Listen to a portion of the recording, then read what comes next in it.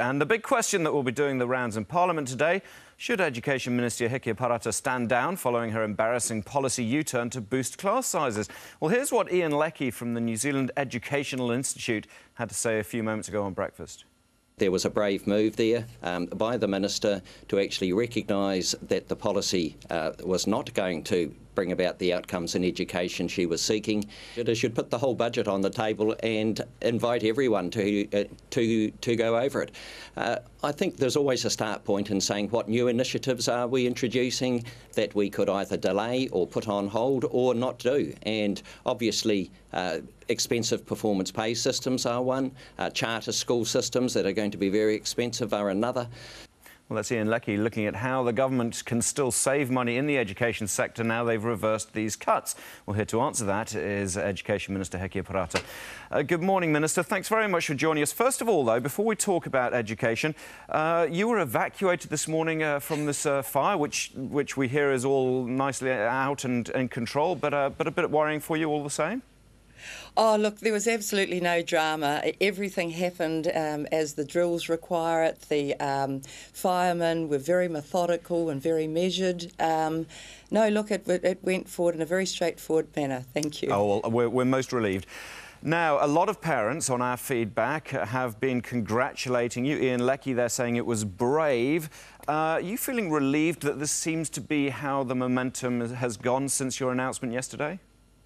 Well, look, it was clear over the last 13 days that parents were getting increasingly anxious about this particular part of our wider education plan. I framed it as a trade-off from the outset, and it's clear it wasn't a trade-off that parents were prepared to accept. So we listened, respected that genuine concern, and now have reversed that part so that we can get on and focus on the wider education plan, which is how do we lift student achievement across the system. Now, even up to just 2 or 3 days ago on this show, you were still stubbornly saying we're not backing down on this, we're committed to this. Then you have a meeting with who I would describe as the big guns, or the senior colleagues within the party yesterday morning, John Key, Bill English, Jerry Brownlee, Stephen Joyce, and then you come out with this announcement. You can understand why people can think that it wasn't your decision to have changed on, to have backed down on this. Yeah, look, over the last few days, I have been acutely aware of how much the strength of opposition was growing by parents. So, in fact, I asked for the meeting yesterday morning. I put a number of recommendations to it, including that we reverse this particular part of the plan. We discussed it, we agreed, and I have now announced it because we want to move on and focus on how we get 5 out of 5 of our kids being successful. Of course. So you're taking responsibility for the decision. Do you also take responsibility for what the opposition is calling, quote, a total botch-up? Look, I mean, of course, that's what the opposition would do. What I have done is, from the outset, I framed this as being a trade-off. I said that this was a conscious opportunity to say, well, we've grown enough teachers, now we need to grow the quality across the system. This will involve a change, a small adjustment across the ratios, and what parents have said unequivocally is no. Having heard that, we've moved to allay those fears, and so now we need to get on with the wider education plan. And there is a wider education plan, $9.6 billion worth of it. Right, well, I want to talk about where we're going to find some of this shortfall on the funding in a moment, but the reality is that although you did outline this, there was a surprise for all of you when it came down to seeing how many, the small proportion of schools was going to be losing potentially so many teachers. I mean, somebody hasn't done their homework here, they haven't informed you properly. What's the process there? Well, look, on budget day, I met with stakeholders. I indicated that 10% of schools would have a more severe impact. The Secretary of Education wrote to every school on budget day and also alerted them to that. And in that letter, they were told that there would be transition options that the Ministry would work through with them.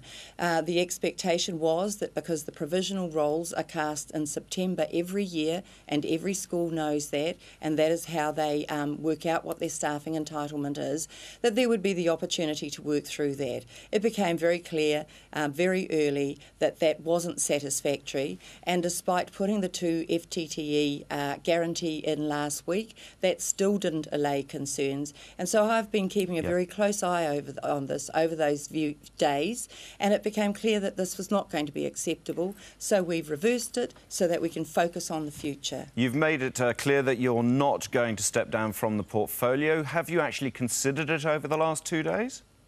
No, I haven't. Because our plan, our education plan, remains how do we raise student achievement. We know that raising the quality of teaching across the system, and there are some outstanding role models and practices that are going on, but we need those not to be the exception, we need those to be the norm. So let's look at the shortfall, 114 million odd. When will you announce how this is going to be met? And also, specifically, we heard Ian Leckie this morning telling us that they think the new initiative should be put on the shelf for now. The charter schools should be delayed. The performance pay policies. Where are you going with those ideas? Well, I think we need to be clear here. 4 out of 5 New Zealand learners on average are being successful, and 1 out of 5 on average is being left behind. We can't keep doing what we've always done, or we'll keep getting what we've always got. So actually, it isn't so much about new initiatives, it's what we've always been doing that isn't working to raise achievement opportunities for all New Zealand students. So we will be looking carefully at the budget again over the next weeks and months. The way that we will deal with the $114 million shortfall is, in the last instance, is to pre-commit it against budget 2013, because there's already provision there for that. But that will be the default. In the meantime, we will look at where we can find, better value. This particular cost has had a casualty for the $60 million that we were proposing to invest in initial teacher quality and principal quality qualifications. So we're going to have to see and work with the sector and with the unions. Well, they seem very keen. They do seem very keen to work with you on this. Just a very quick question, though: could the charter schools policy be delayed as a result of this? Is that a possibility? No, because we are looking at a whole range of examples that are different to what we do now, in order that we can get the change we need so that 5 out of 5 of our kids can be successful. All right, Hekia Parata, Education Minister, thanks very much for your time this morning.